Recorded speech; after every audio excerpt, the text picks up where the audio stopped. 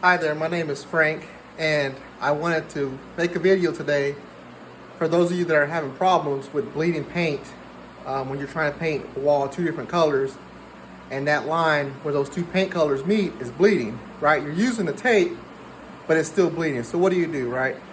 So I've been painting in my room today, and I decided to make this video because my friend was asking about, we had this conversation about bleeding paint just yesterday. So let me make this video.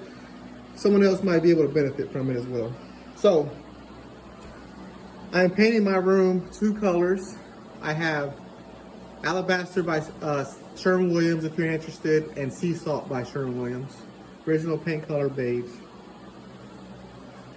All right, this is what it's kind of looking like now. I have a north facing room. If you're interested in paint colors, this is kind of what it looks like in a north facing room. Sherwin-Williams is a blue-green paint.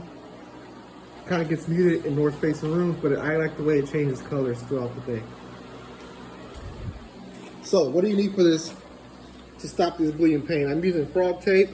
You can also use blue painter's tape, which is this one here. But from experience and recommendations, I've heard the frog tape is more superior than the blue painter's tape. Okay. I'm also using a caulking gun with caulk. This is what's gonna stop that bleeding paint. I am using clear caulking that's rated for windows, doors, siding, interior use. Okay, so we have that. I have my towel to wipe my hands when I apply this caulking. Okay, so to get started, what I'd recommend doing is actually, I haven't done this side because I have all my furniture here, but you want to start on one corner of the room. Let's say this is my corner. And I went ahead and taped all the way across. This way it was counterclockwise in my room, all the way across. And I started in that corner over there and came back clockwise. The reason why you want to do that is because it allows you to peel the tape off easier in the opposite direction as you applied it, right? I put the tape in approximately 3 feet section, sometimes 3.5 feet, depending on what I can stretch with my arms. As you can see, started there, ended here and started a new one. Overlapped them a little bit. Went all the way across. Okay. So, what are we gonna do? We're gonna take this caulking. It's kind of leaking here. I'm only gonna get about a pea size amount on my finger. Excuse me, I'm doing this video by myself and I'm gonna hold the phone here and the caulking gun. All right, so I'm taking the caulking, I'm putting it on my finger.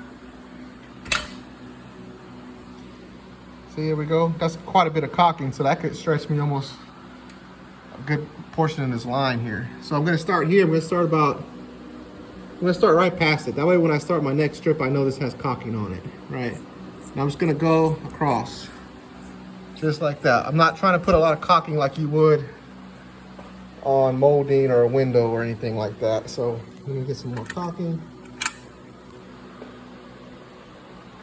All right, and I'm gonna apply it on there very thin and go across. You know it's on there whenever your fingers run across real smooth. If your finger feels like it's getting rough, the texture of the wall is getting rough against your finger, then you know you probably need some more caulking on there. So real quick and fast. And then I'm gonna start here is where I left off from the last time. Now, once you apply this, you wanna paint it right away. Paint it right away, peel the tape right away. You don't want this to dry, because then that might cause the caulking to crack once it dries. Okay, so we got that little strip there. That's about a good 3-foot strip of paint. So let me come get my paintbrush and my paint. I'm gonna put some paint on there, pretty generous amount of paint. I'm not worried about it bleeding underneath the tape.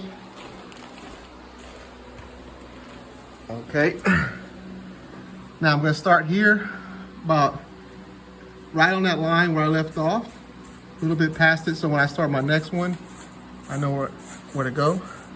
And I'm painting pretty aggressive, just strokes back and forth, pretty aggressive, not worried about it bleeding. I'm pretty sure if you've done this and you have bleeding paint, you're like, oh man, that paint's gonna bleed, right? Because I'm putting it on pretty heavy. Or you've been trying to do it by hand without using tape, which I've done before. It takes forever, and if you accidentally mess up and hit the ceiling, you gotta repaint the ceiling. It's a big mess. So there we go. Painted, right? Nice and good. Okay. All right.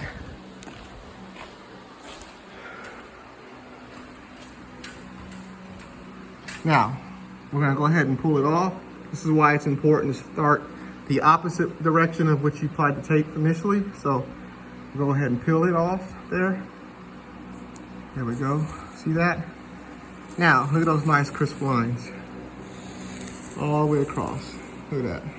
I have pretty thick orange peel, as you can see, but it's coming right off.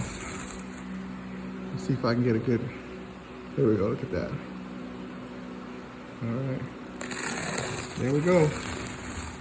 Peel it all the way off. Oop, it's done. All right. As you can see, nice crisp lines all the way around the room.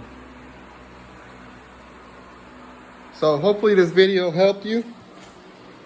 This is my first YouTube video ever made, so hopefully it helps you. If you have any comments or other tips for painting, please post them in the comment section below. Thank you.